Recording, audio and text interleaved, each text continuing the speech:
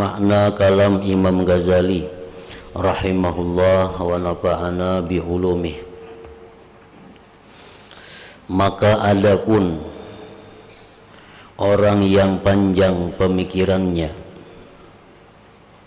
tentang ma'rifatullah subhanahu wa ta'ala dan telah terbuka untuknya dari rahasia-rahasia kerajaan Allah, sekalipun pada sesuatu yang sedikit, maka sesungguhnya ia merasakan dalam hatinya, yaitu ketika hasilnya keterbukaan itu, akan kegembiraan yang hampir-hampir ia terbang dengannya, dan ia takjub dari dirinya pada ketetapan dan kemungkinannya karena kekuatan kegembiraan dan kesenangannya. Artinya adalah orang-orang yang ma'rifat kepada Allah, maka dibukakan baginya rahasia-rahasia kerajaan Allah, dibukakan baginya rahasia-rahasia ciptaan Allah. Sekalipun dibukakan itu hanya sedikit dari sekian banyak rahasia-rahasia kerajaan Allah itu, maka dia akan mendapatkan kegembiraan, kelezatan yang hampir-hampir ia bisa terbang dengannya sebab bersangatan gembira itu.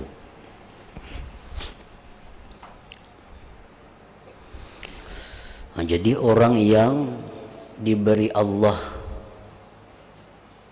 kasab, keterbukaan tentang rahasia, tentang hikmah daripada ciptaan-ciptaan Allah ini, maka dia akan merasakan gembira yang luar biasa, yang hampir-hampir dia terbang dengan kegembiraan itu.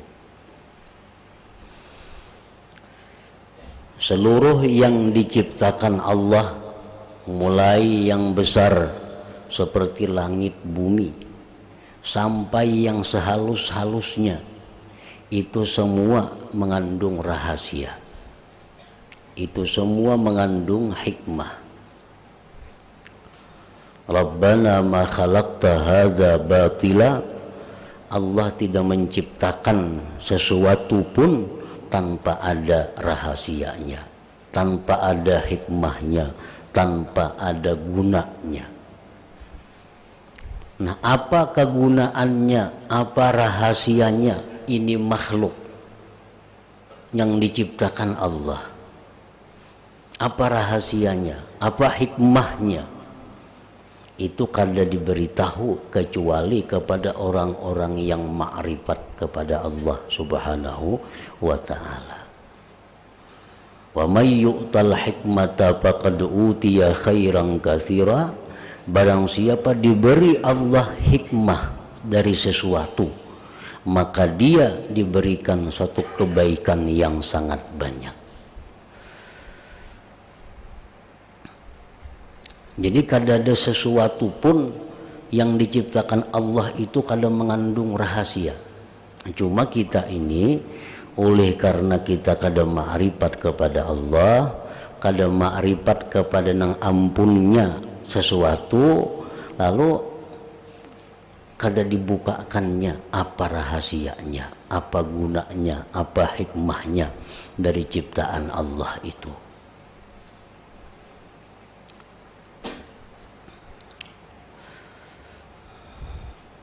Baik yang diciptakan Allah itu berupa benda yang mati seperti batu, pohon, daun, atau yang diciptakan Allah itu seperti benda hidup, hewan dan seumpamanya, atau yang diciptakan Allah itu berupa huruf-huruf yang diciptakan Allah itu berupa rumus-rumus.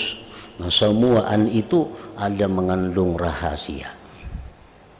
Di dalam Al-Quran itu banyak rumus, banyak kata-kata isyarat yang kada diketahui hanya oleh orang-orang yang ma'rifat kepada Allah. Kayak alif lam ra. Nah, apa itu? Nah, kita kada tahu rahasia apa di balik alif lam ra itu. Apalagi dalam Al-Quran Yasin, apa itu ya lawan sin? Dalam Quran ada nun wal qalami wama yasturun. Nah, jadi kalau kita tahu rahasia-rahasia itu walaupun hanya sedikit diberikan Allah, maka kita akan menemukan kegembiraan, kelezatan yang luar biasa.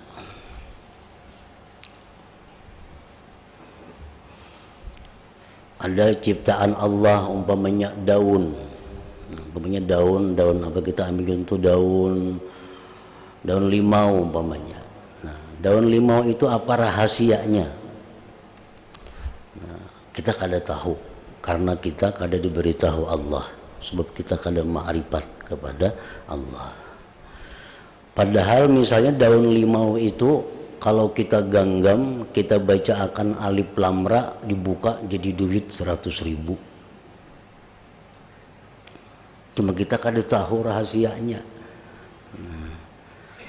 Jakanya tahu rahasianya kita walaupun sedikit saja diberi Allah daripada kerajaannya ini, maka kita akan pasti menemukan kegembiraan yang luar biasa. Nabi Musa alaihi salam pernah sakit gigi. Nah, Allah membuka rahasia kepada Nabi Musa. Ujar Tuhan, wahai Musa, ambil itu rumput yang di tempat anu, maka kunyahlah rumput itu, niscaya kamu sembuh dari sakit gigi. Nah, dicari Nabi Musa rumput tadi, dikunyah Nabi Musa, hilang sakit gigi. Nah, rumput itu ada mengandung rahasia. Rahasianya apa? Menghilangkan sakit gigi. Nah, Allah memberitahu itu kepada Nabi Musa karena Musa alaihi salam orang yang ma'rifat kepada Allah Subhanahu wa taala. Nah, jadi tadi orang yang ma'rifat itu bila dibukakan Allah kerajaan rahasia-rahasia kerajaan ini, maka pasti dia akan gembira, dia akan lezat yang luar biasa.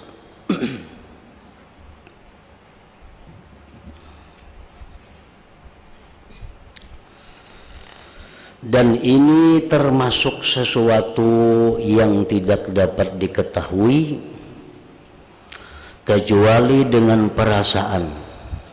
Nang kawa mengetahui itu orang yang merasakan. Nang kawa mengetahui itu orang yang merasakan. Nang kaya apa ngaran orang ma'rifat kepada Allah, nang kaya apa orang yang dibukakan rahasia ini makhluk oleh Allah. Nah, itu nang kawa mengetahuinya orang yang merasakannya. Dan menceritakan tentang hal ini sedikit faidahnya. Amun hanya habar-habar saja, hanya kisahnya saja, itu faidahnya kada banyak. Lain dengan orang yang pernah merasakannya itu. Maka pada sekedar ini mengingatkan kepadamu bahwa ma'rifat kepada Allah Subhanahu wa ta'ala adalah yang paling lezat, yang paling lezat dari segala sesuatu, dan tidak ada lagi kelezatan di atasnya itu ma'rifat kepada Allah. Nah, contohnya umpamanya orang yang ingin mendapatkan kelezatan panca indera, lalu dia ingin melihat yang indah-indah guna mendapatkan kelezatan matanya. Dia merasai, mencicipi makanan-makanan yang nyaman, untuk merasakan kelezatan makanan itu.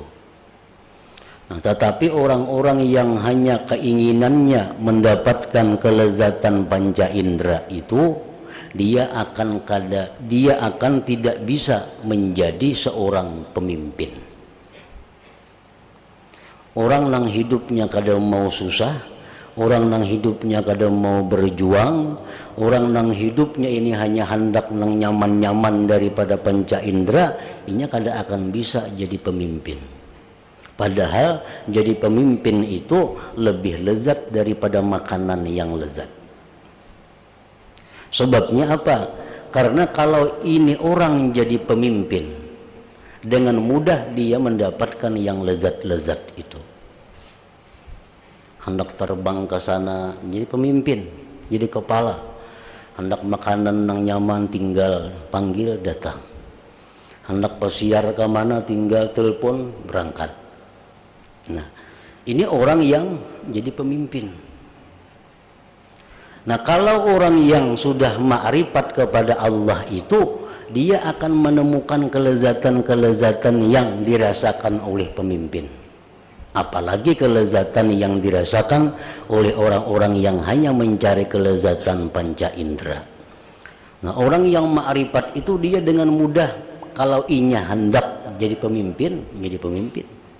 Inya hendak makanan yang nyaman, dapat makanan yang nyaman. Kenapa? Karena inya tahu rahasia-rahasia Tuhan tentang mendapatkan demikian itu. Inya tahu rahasianya. Kalau jadi pemimpin, ini rahasianya. Dengan mudah dia dapat pemimpin. Kalau kamu hendak dapat yang nyaman, ini rahasianya. Tuhan memberitahu kepadanya. Nah, oleh karena itu, bahwa ma'rifat kepada Allah ini merupakan puncak kelezatan yang tertinggi. Sebab dengan ma'rifat kepada Allah, hendak jadi pemimpin mudah, hendak makan yang nyaman mudah, hendak kemanapun mudah. Maka pada sekadar ini mengingatkan kepadamu bahwa ma'rifat kepada Allah Subhanahu wa ta'ala adalah yang paling lezat dari segala sesuatu, dan tidak ada lagi kelezatan di atasnya itu.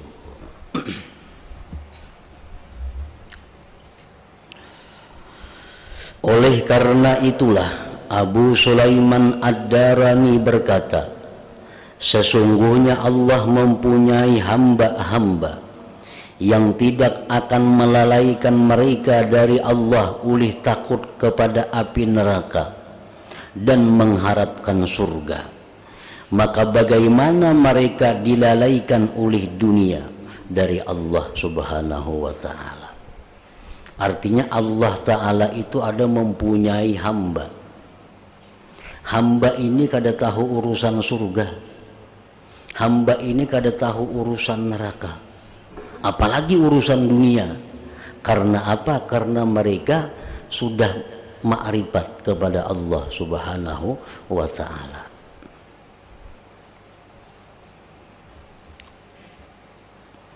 Nah, jadi Allah ada mempunyai hamba-hamba yang seperti itu.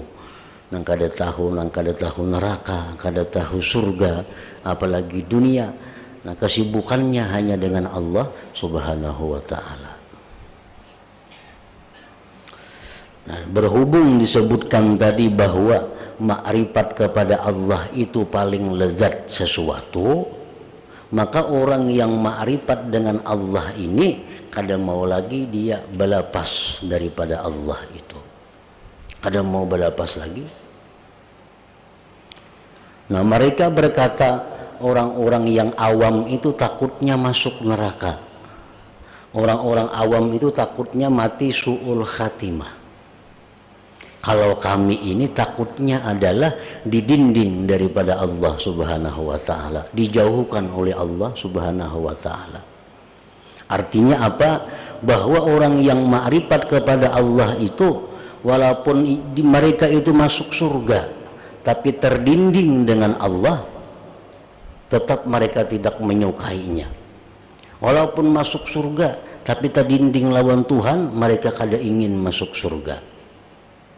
Mereka itu rela berada dalam neraka asalkan tidak terhijab dari Allah Subhanahu wa ta'ala. Karena bagaimanapun neraka itu dahsyat pedihnya azab neraka, orang-orang yang ma'rifat kepada Allah itu kada akan merasa siksa api neraka itu, karena kalah dengan kelezatan ma'rifatullah tadi. Nah, jadi orang yang sudah terasai ma'rifat ini kada mau lagi nya melapas. Urusan dunia kah, urusan apakah, kada mau lagi itu pun melapas. Rabi'atul Adawiyah seorang perempuan wali yang dikenal sebagai pecinta Allah, dilamar oleh Amirul Basrah, Gubernur Basrah, melamar Rabi'atul Adawiyah. Nah, ujar Gubernur Basrah itu, kalau ikam hakun menerima lamaranku ini, ku jujur dengan 200 juta duit kita. Jujurannya 200 juta duit kita. Di samping itu pulang, kalau ikam hakun menerima lamaranku, ikam digaji tiap bulan itu 20 juta. Ujar Gubernur Basrah. Nah, apa jawaban Rabi'atul Adawiyah kepada gubernur itu? Walaupun engkau itu menjadi budakku, walaupun engkau memberikan kepadaku seluruh kekayaanku, kalau itu meninggalkan ma'rifatku kepada Allah, maka kada akan kuterima semua itu. Nah, karena apa? Karena ini Rabi'ah Adawiyah sudah merasakan ma'rifat itu kelezatannya luar biasa. Kada tergoda dengan duit sekian ratus juta, kada tergoda dengan gaji puluhan juta, kalau akan meninggalkan ma'rifat kepada Allah Subhanahu wa ta'ala.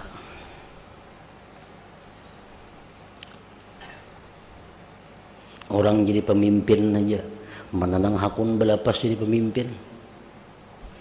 Orang tuh jadi bupati, ada yang Mbak Ampih jadi bupati, kada terdengar ada. Sekali hendak 2 kali.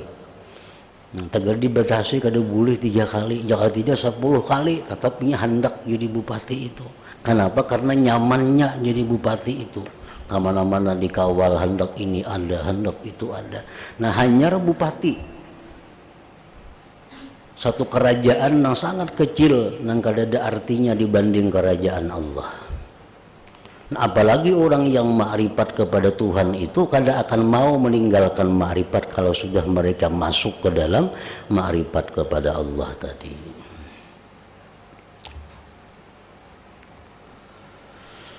Dan oleh karena itu sebagian saudara Ma'ruf Al-Karhi berkata kepadanya Ma'ruf, beritahukanlah kepadaku wahai Abu Mahfuz, itu panggilan Ma'ruf, sesuatu apakah yang menggerakkan kamu kepada ibadah dan bisa berputus dari makhluk? Kenapa pian ini kuat bana beribadah? Kada tahu urusan makhluk. Kalau pian beribadah, pian kada tahu urusan makhluk. Apa sebabnya? Maka ia Ma'ruf Al-Karhi diam. Lalu saudaranya bertanya, apakah mengingat-ingat mati? Apakah pian tu ingat mati, lalu pian tu beribadah aja kepada Allah? Ma'ruf lalu bertanya, yang manakah itu mati? Mati itu napa? Saudaranya itu berkata, apakah mengingat-ingat alam kubur dan alam barzakh yang menyebabkan engkau ini rajin, tekun beribadah? Ma'ruf lalu bertanya, yang manakah itu alam kubur? Alam kubur itu nang mana garam? Saudaranya lalu berkata, apakah karena takut akan neraka dan mengharap surga sehingga engkau tekun beribadah? Ma'ruf lalu bertanya lagi, yang manakah keduanya itu, surga dan neraka? Sesungguhnya pemilik semua itu adalah pada kekuasaannya. Nah, ujar Ma'ruf, surga, neraka, barzakh, mati itu ampunnya hanya satu. Jikalau kamu mencintainya, niscaya kamu melupakan semuanya itu demi dia. Dan jika ada di antara kamu dan dia ma'rifat, niscaya akan cukuplah untukmu akan semua ini. Nah, kalau ma'rifat kepada Allah, cukup sudah. Urusan kubur selamat, urusan neraka selamat, barzakh selamat. Dan orang yang ma'rifat kepada Allah itu pasti mencintai Allah. Man arafallah faqad ahabbah. Siapa yang ma'rifat kepada Allah pasti mencintainya. Mau kada mau, kalau orang kenal lawan Allah tuh pasti cinta kepada Allah.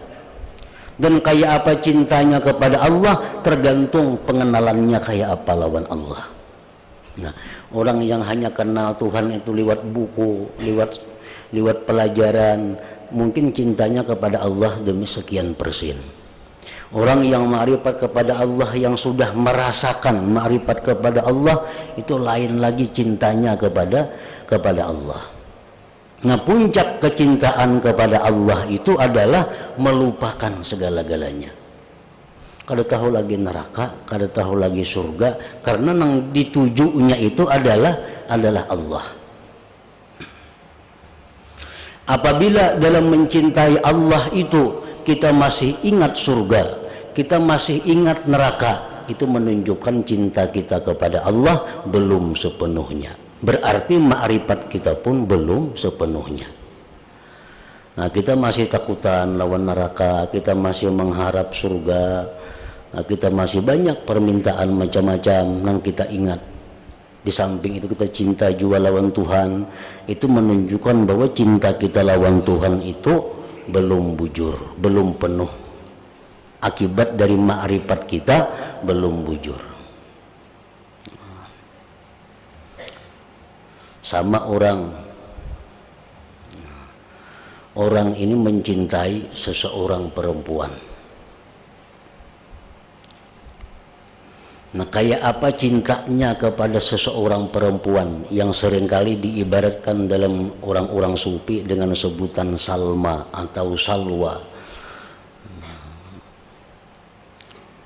Nah, jadi yang satu ini mencintai salwa itu. Salwa itu ibaratnya adalah ungkapan dari Allah Subhanahu wa ta'ala, diungkapkan dengan seorang perempuan. Nah, salwa ini berada di suatu gedung. Banyak pecinta-pecinta salwa. Ada yang seikung masuk mendatangi salwa itu. Nah, bulik kayak apa tadi? Bertemuan lawan salwa, bertemuan. Kayak apa? Kursinya, hebat, kursinya emas. Kursinya emas. Ruangannya dingin, ruangannya bagus, banyak taman permata macam-macam. Sudah bertemuan juga lawan salma. Nah, ini dapat angka 5. Nang saikong naik ke rumah tadi, ke gedung tadi, bertemuan juga lawan salwa. Begitu keluar, kan bertemuan lawan salwa, bertemuan. Gimananya duduk? Kok kada melihat di kursi kah, kadakah? Karena aku asik memandang salwanya. Cat rumahnya napakah kada tahu juga tadi. Gedungnya kayak apa, kok kada terpikir lagi. Keasikan daripada memandang salwa itu. Nah, ini yang 10 cintanya kepada salwa. Yang pertama tadi cinta juga, cuma masih melihat saja kursinya bagus, gedungnya bagus, tamannya banyak. Artinya pikiran masih terpecah lawan selain salwa. Yang kedua ini kada tahu lagi di mana salwa tadi duduk, di mana kada melihat lagi. Nah,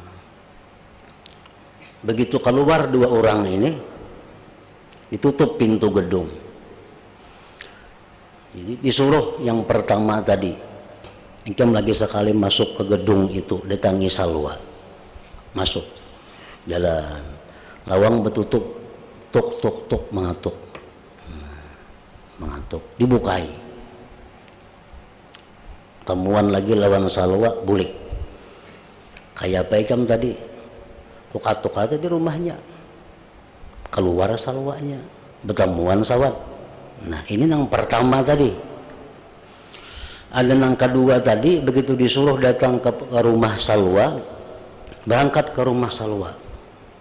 Sampai di muhara lawang, langsung mencium lawang. Lawang dicium di pusut, kenapa jurang? Kukira salwa lawang tadi. Ini orang yang cintanya 10 tadi kepada salwa. Lawan lawangnya kalau melihat lagi dikira salwanya sudah. Nah ini menunjukkan ma'rifatnya kepada salwa itu luar biasa. Nah jadi orang-orang yang kelas seperti itu, yang kada tahu lagi neraka, kada tahu lagi alam barzakh, kada tahu lagi surga. Kenapa? Karena hatinya sudah sibuk dengan yang memiliki semuaan itu, Allah Subhanahu wa ta'ala.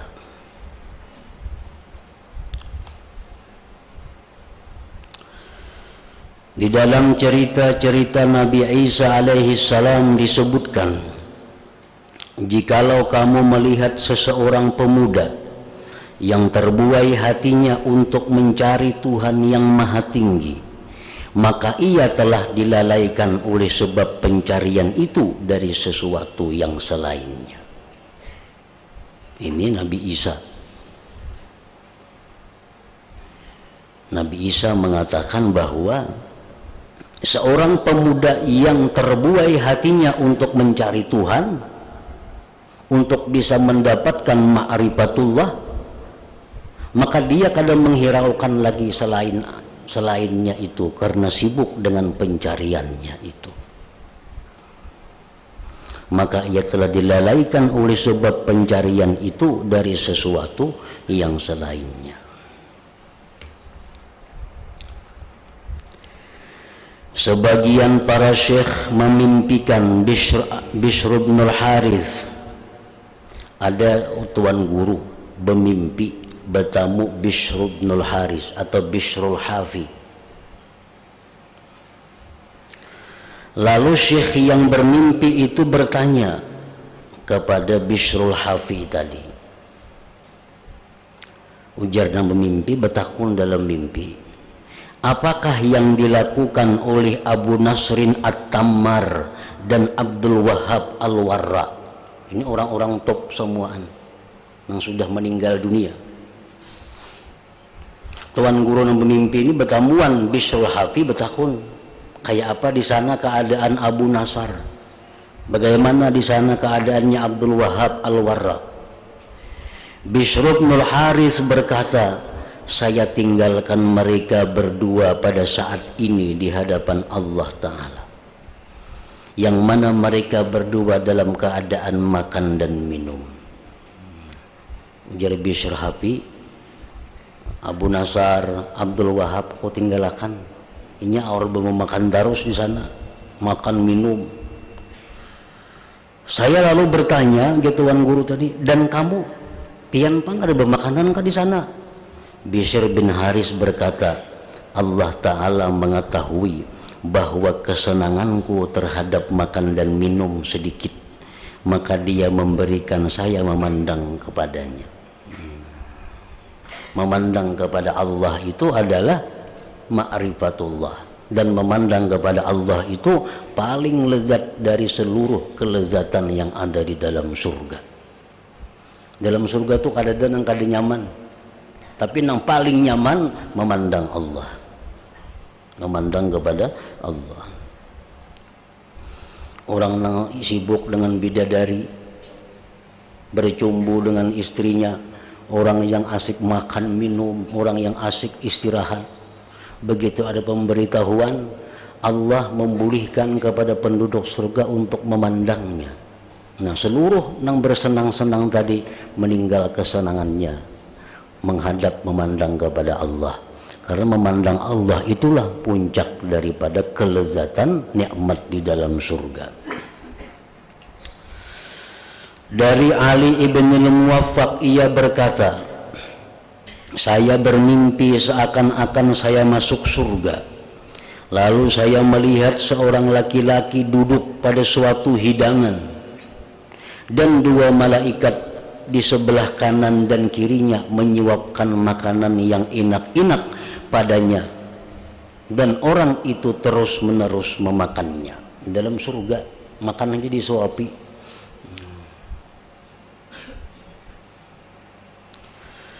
Dan saya, ujar Ali Muwaffaq, melihat pula seorang laki-laki yang berdiri di pintu surga, di mana ia memperhatikan wajah semua manusia.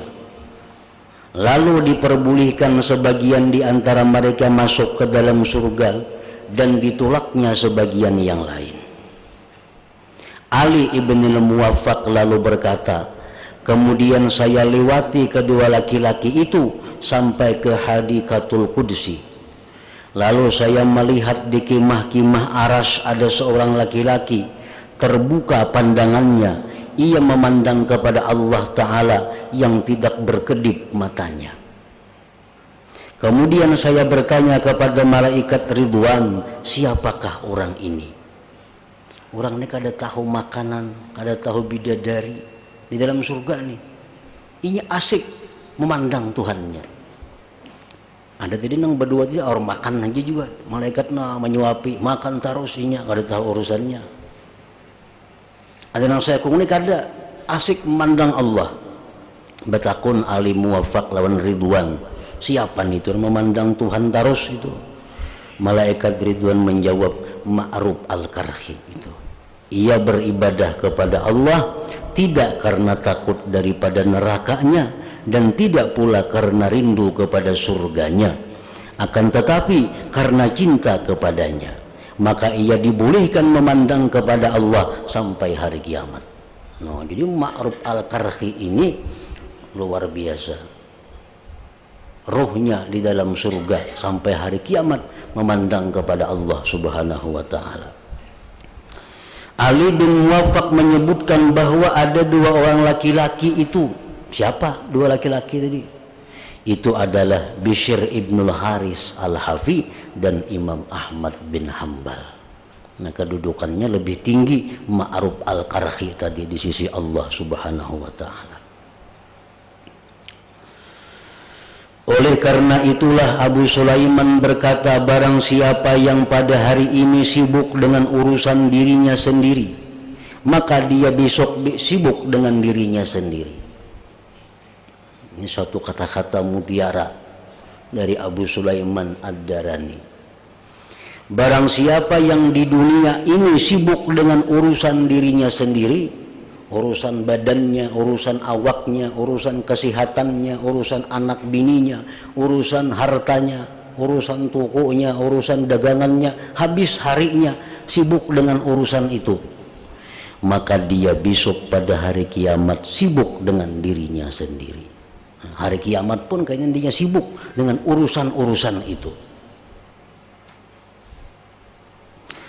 Dan barang siapa yang pada hari ini di dunia sibuk dengan urusan Tuhannya, inya beribadah kepada Allah, sibuknya menuntut ilmu, inya sibuk mengamalkan amalan ini, inya sibuk mengatur kemaslahatan ini, inya sibuk membaca salawat, inya sibuk ke majelis taklim, maka dia besok di akhirat sibuk dengan Tuhannya. Nah, artinya urusan di akhirat inya hanya urusan dengan Tuhannya. Jadi artinya kita kalau maunya memandang di akhirat tuh kita kayak apa? Di akhirat kayaknya apakah kita nyaman atau kita sakit, tuh kawa sudah kita memandang mulai wah ini. Kita sudah kau menangguh diri kita di akhirat itu, nyaman atau sakit, kawa menangguhnya, kawa sudah memperhitungkannya. Biar dalam dunia ini kita sibuk dengan urusan diri kita, di akhirat kayaknya kayak itu juga. Bila kita sibuk di dunia dengan urusan ibadah, urusan taat, di sana kita sibuk bertemu dengan Allah Ta'ala. Jadi sebenarnya tiap-tiap orang itu sudah kawa mengetahui nasibnya di hari kiamat, di akhirat kaina. Apakah aku ini nasibku ini di akhirat kaina bertemu dengan Tuhan? Apakah di akhirat kaina aku bertemu dengan syaitan? Itu sudah tahu sebenarnya kita dari diri kita, dari hati kita. Takunia hati kita seorang tuh, aku ini mati ke surga kan neraka. Takunia hati kita. Nah, hati kita akan menjawab, asa bujur-bujur menakuni, ikam ini mati ke neraka kah surga kah? Takuni pang. Nah, itu hati bisa menjawab. Artinya di akhirat ini kita pajang berat kah urusan gaina, pajang nyaman kah? Takuni hati seorang, istafti qalbak, ujar Nabi kita. Coba takuni hati ikam, tahu sudah jawabannya.